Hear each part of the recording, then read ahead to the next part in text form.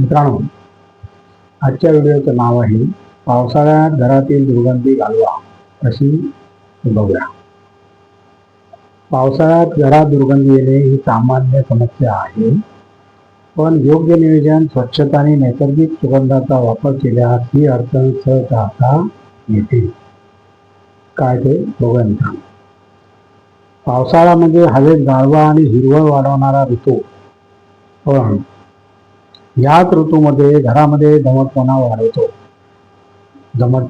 वाढतो आणि त्यामुळे घरात दुर्गंधी निर्माण होण्याची शक्यता अधिक असते. बंद खिडक्या, ओलसर कपडे, न सुकलेले पाय पुसणे, भिजलेली चप्पल, बूट आणि स्वयंपाकघरातील नमी यामुळे घरात एक प्रकारचा बरसटलेला व कधी कधी दुर्गंधीसारखा वास येतो. ही दुर्गंधी दूर ठेवण्यासाठी खालील उपाय उपयोगी ठरतात. वातानुकूलता आणि वायुविजन यावर लक्ष ठेवा. रोज काही वेळ घरातील खिडक्या आणि दरवाजे उघडे ठेवा. नैसर्गिक हवा आणि प्रकाश घरात येऊ द्या. विशेषतः स्वयंपाकघर आणि बाथरूममध्ये एक्झॉस्ट फॅनचा वापर करा. ओलसर कपडे आणि पाय पुसणे वेगळे ठेवा. भिजलेले कपडे, टॉवेल्स आणि चादरी घरात न सुकवता गॅलरीत किंवा हवेशीर ठिकाणी वाळत घाला. पाय पुसणे रोज कोरडे करा किंवा बदलत राहा. लवंग, कापूर, वेलदोडा, लिंबाच्या सालीचा वापर करून घरात नैसर्गिक सुगंध निर्माण करता येतो. एका लहान भांड्यात कापूर आणि लवंग ठेवून दररोज ते हळूवार पेटवून संपूर्ण घरात फिरवा. बेकिंग सोडा एका छोट्या वाटीत ठेवून ती खोलीत ठेवा. त्यामुळे दुर्गंधी शोषली जाते.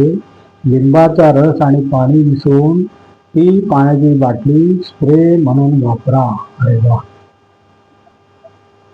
स्वयंपाकघराची स्वच्छता राखा. भांडी स्वच्छ धुवा. ओले कपडे लांब ठेवा. फ्रीज आणि सिंक आणि कचऱ्याच्या डब्याची नियमितपणे स्वच्छता करा. अरे वा. मसाल्याचे डबे आणि डाळीच्या डब्यांच्या झाकणांना चिकटपणा न येण्याची काळजी घ्या. यामुळे स्वयंपाकघर नीटनेटके राहते. खिडक्या, पडदे आणि गाद्या कोरड्या ठेवा. पडदे, उशांचे कवर व गाद्यांचे कवर वेळोवेळी धुवून उन्हात वाळवा. Very good.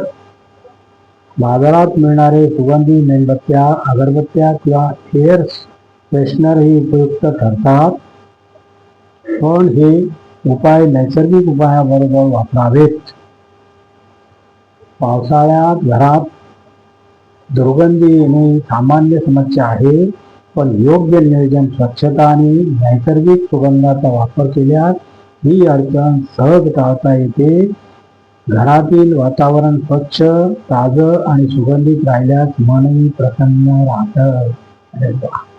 आणि अशा प्रकारे मित्रांनो आता आपला व्हिडिओ संपलेला आहे. आणि तुम्हाला जर माझा व्हिडिओ आवडला तर लाईक करा, शेअर करा, सबस्क्राईब करा आणि कॉमेंट जरूर करा. नमस्कार. जय हिंद.